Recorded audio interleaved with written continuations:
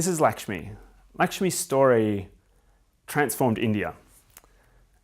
When she was 15, she was a pretty average kid. She went to school, had friends, went out on the weekends, went to the market. She wanted to be a TV presenter when she grew up. And like many girls in India, she sometimes faced unwanted attention from men. An older brother of a sister's friend started texting her, said, let's meet up, I love you, will you marry me? Like she'd done hundreds of times before, Lakshmi ignored it. When she was 16, she was at the market waiting for a bus, and this 32-year-old man who'd been texting her drove up with two friends, threw acid all over her face, all over her body, all over her arms. Lakshmi describes the most indescribable pain, something she'd never even imagined was possible, as her skin literally melted.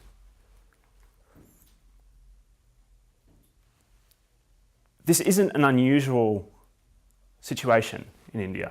2 or 3 times a week, women face this type of attack as men they've spurned or said no to, say, go out and buy acid and look to permanently disfigure them as a result of just not wanting their attention. And what typically happens in these situations is that survivors, they withdraw from society. They drop out of work, they drop out of school, they hide behind a veil and shut themselves out from the world. Suicide is not uncommon. But something was different in this particular situation. After 8 years, Lakshmi decided to take off her veil. She told her story on a petition on change.org, on a video on YouTube. She told her story, what she had been through, and what she wanted.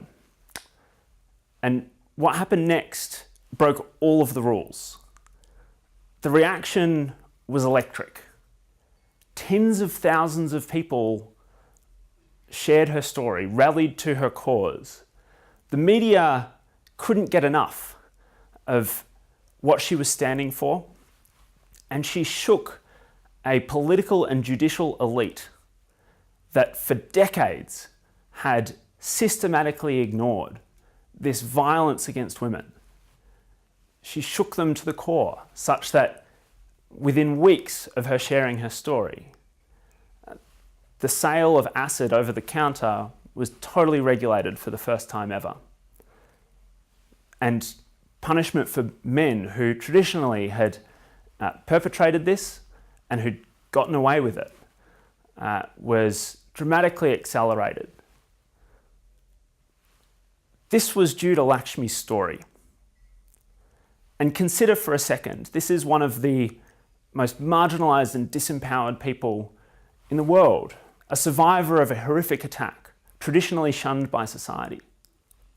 And through her story, she totally changed the game. She was able to mobilize people, cut through a message, and change national policy in a way that had never been done before. And this was due to the power of her story. Now, over the next few minutes, what I want to share are what some of the principles are of great storytelling, storytelling like Lakshmi's, which mobilizes people to act. I see stories like Lakshmi's every day. I work with an organization called change.org.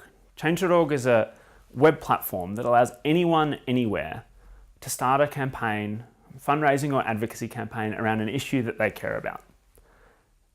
And there is an extraordinary number of people who've done so.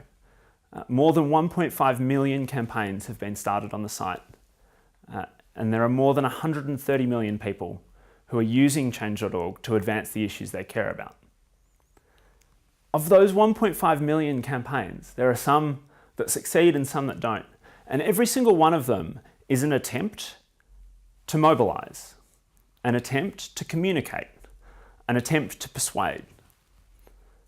And so I've dug through all of this data, looked at what campaigns, what messages, what stories cut through in a way that persuades people to act. There have been almost 1 billion actions taken on campaigns on change.org. And the campaigns that inspire those actions typically have 3 things in common.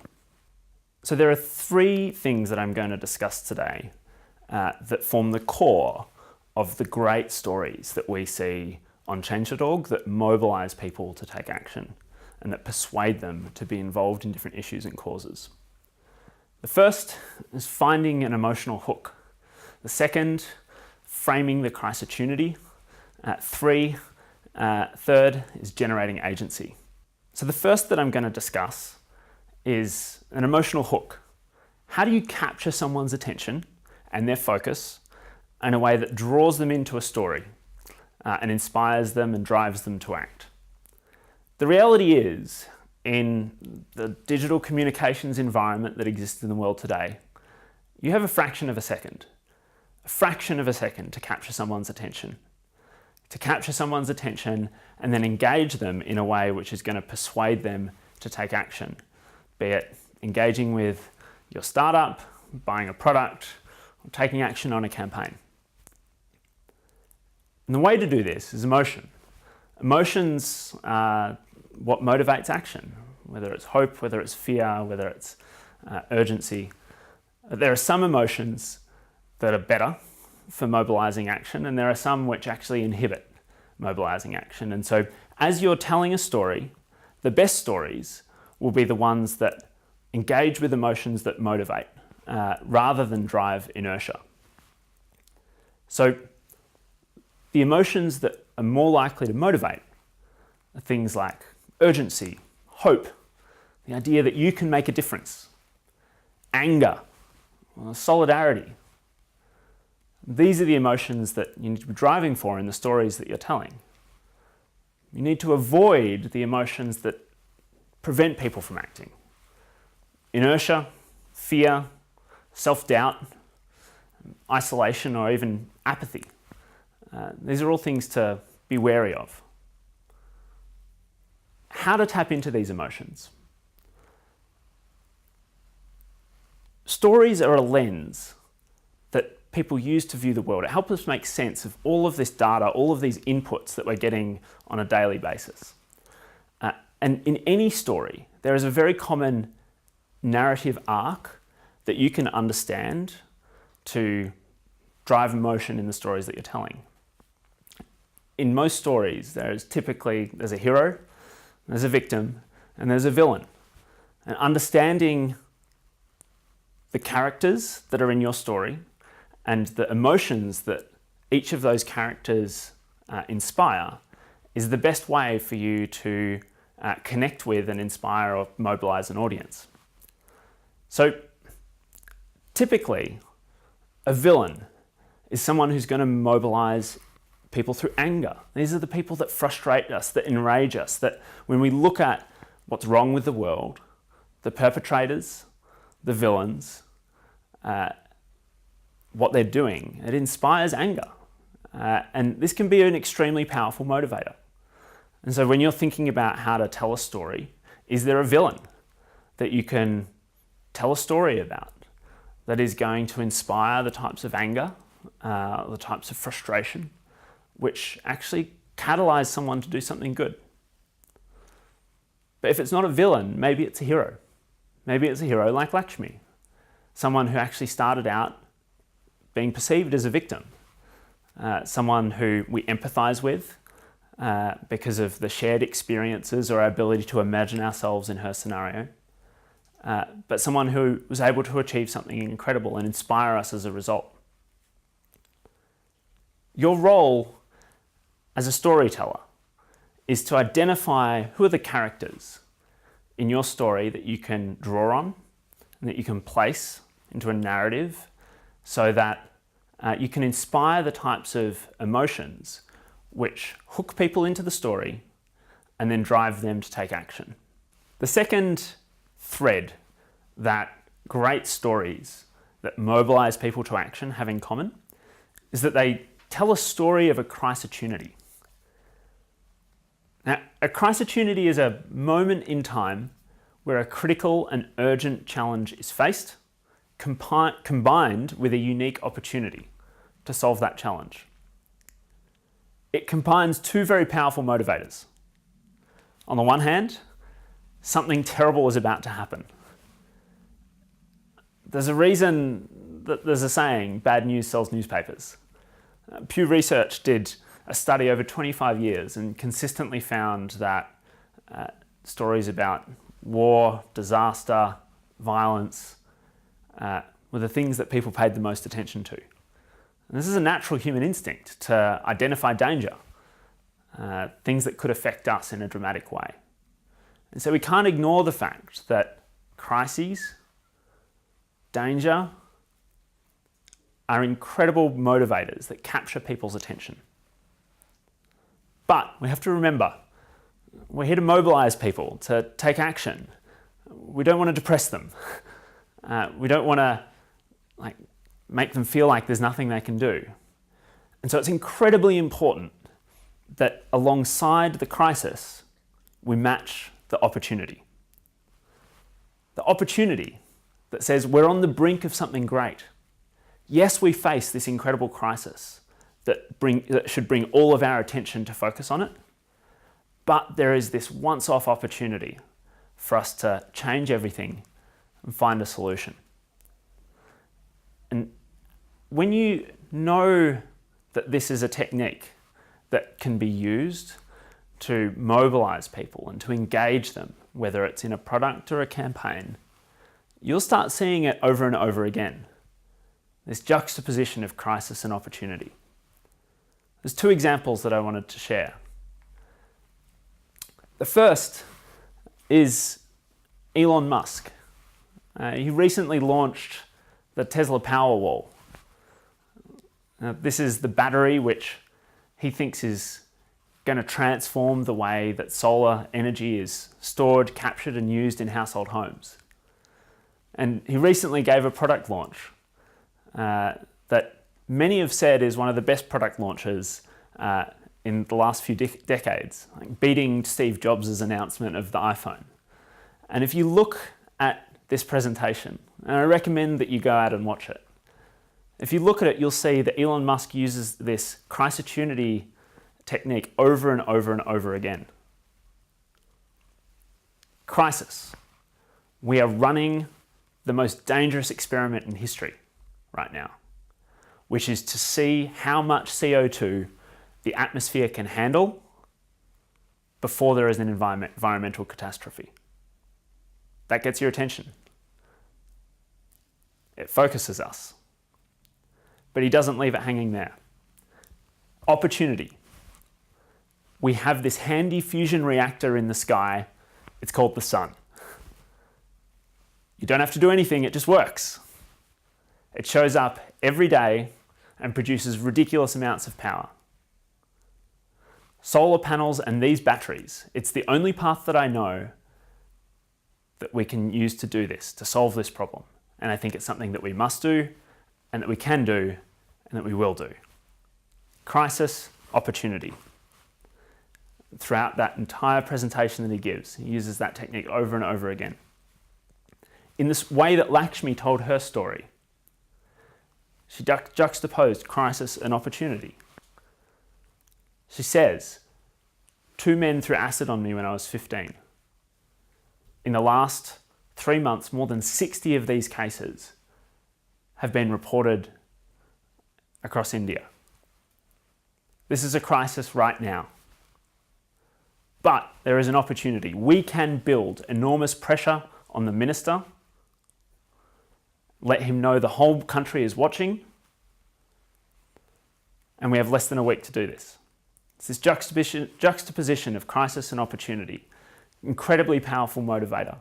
And crisis opportunities, identifying the crisis opportunities that apply to your organization, your business, your campaign, the crisis that you're seeking to address and the opportunity that exists to solve it, and putting those two side by side is one of the most powerful storytelling techniques that you can use to mobilize people to act. The third feature of great stories that mobilize is agency. They generate agency in the audience.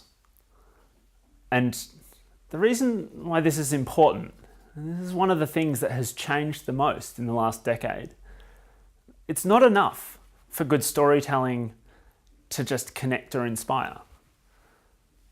It's not enough to engage people deeply, but leave them as passive consumers. The opportunities provided by the digital age, by the ability to connect online, is to actually involve people in every element of the story. And the best stories do this. They weave it deeply into the core of how they're telling their story, of the messages that they're sending, that you as the audience have a role to play in completing this story. There are two ways that good stories build this into the core of their narrative. The first is what's called the theory of change. An audience-focused theory of change is a cause and effect sequence that begins with an action the audience can take and ends with a resolution to the crisis that you were talking about earlier. It has audience participation, involvement, engagement, and action built into the core of the story. That's the theory of change. Another way that it can be done is through a story of us. A story of us is fundamentally about telling a story of a collective community, telling a story of the values and experiences and what we have in common. And this can be done by understanding the audience really well and talking about the things that you have in common with that audience and saying, here are the things that we value together, here are the things that we'll focus on as a result. There are two examples that I actually wanted to share about this. The first is Kony 2012. You may remember this, a few years ago, the most viral video of all time. Whatever you think about the effectiveness of that campaign, this is undoubtedly one of the single best pieces of storytelling that social good causes has seen ever. And when you look at the narrative structure of the Kony 2012 video, you'll see that audience participation is built into and assumed throughout the entire way the story is told. The Kony 2012 opens with a few minutes of them talking about how we're in a new digital age, how we're connecting with friends online, how we're sharing content, and how this opens up the possibility of power and of impact in a way that has never previously existed. And then as the story continues and as they draw towards the conclusion of the story, they talk about directly, they lay out a theory of change about how the action of the audience, in this case, sharing the content, the thing that they've been telling a story about the whole way through, how that can directly lead to the outcome that they have been pointing everyone towards throughout that story. You can see how they break down step by step. In order for Kony to be arrested, the Ugandan military has to find him. In order to find him, they need technology and training, and on and on and on it goes down as they break down step by step and they connect it all back to you, the audience, and then say, we need you to take action, this action that we've been building you up to this entire story. The second example that does this really well is Bernie Sanders. Now, this is the US presidential candidate who's running for Democratic nomination and who's mobilized unprecedented amounts of money. He's raised more than $100 million and from more than 4 million individual donors. He's blown out of the water the amount of money that Barack Obama was able to raise at the same time of the race in 2008. It's extraordinary. And when you look at his core messages, and again, I would encourage you to do so, you'll see that throughout all of the stories that he's telling, he's talking about this story of us. He says about how we are going to do something different. How we're going to prove that we're a democracy that's not owned by billionaires, but by individuals. He's talking about how this isn't about him, it's about a political revolution that hundreds of thousands and millions of people each own a part of when they contribute to his campaign. And so throughout every single thing that he says, this concept of us together, the we, is core to what he is communicating. And it's that story of us that is mobilizing people in untold numbers to contribute to his campaign. And so when you step back and you think about what's the story that you want to be telling, you should be thinking about how do you make sure you don't just ask for money or ask for people to buy your product or ask people to take action on your campaign or initiative right at the end. It should not be an add-on. It should not be something that comes as an afterthought. It's something that you need to build into every aspect of the story that you tell so that you're priming people, inviting them to be part of what you're creating together. And that's what the best stories are doing these days, and that's what we're seeing work on the millions of campaigns that are on change.org. These are the 3 lessons for what I see work most frequently when it comes to mobilizing people to act through stories. And the reality is that we live in a pretty unprecedented time. At no other point in human history has one person been able to share a story, for that story to travel around the world, unmediated by any one individual or organization, and inspire people to act in a way which transforms nations, continents, or the world. Lakshmi, who I was telling you about earlier, and whose early dream before she was attacked was to grow up and to be a TV presenter. A few years ago, she was awarded the International Women of Courage Award. Michelle Obama handed the award to her personally. She's since gone back to India and now runs and helps run an organization called Stop Acid Attacks. And she's recently asked to become a TV presenter. She's the face of this issue, but is also the face of a generation of people who are, through their story, inspiring other people to act. And if there's one final thought that I'd leave you with, while those 3 stories, those 3 themes that I mentioned remain true, the one thing I would say to keep in mind is authenticity. Because the thing that we see work over and over again is when it's authentic stories which are told by real individuals. You can get the best copywriters in the world in a room and wordsmith every single word of how to tell a perfect story. And then you can put that side by side with someone who, in a moment of anger or of inspiration or of hurt, writes down or records their story. And if you compare those side by side, 7 times out of 10, the authentic personal version will win. I know that because we've tried it. At Change.org, we literally have tested those things side by side, and 7 times out of 10, the authentic, personal, real, raw content is what actually connects most with people. And so when you're looking to tell your stories about your products or about your campaigns or about your organizations, go out there and find the people who are affected by what you do and who are in support of what you do. Get them to tell your story in their own words. Identify the language they use, the way they talk about it. And then lift up that content, lift up those stories, because that's what's actually going to connect most.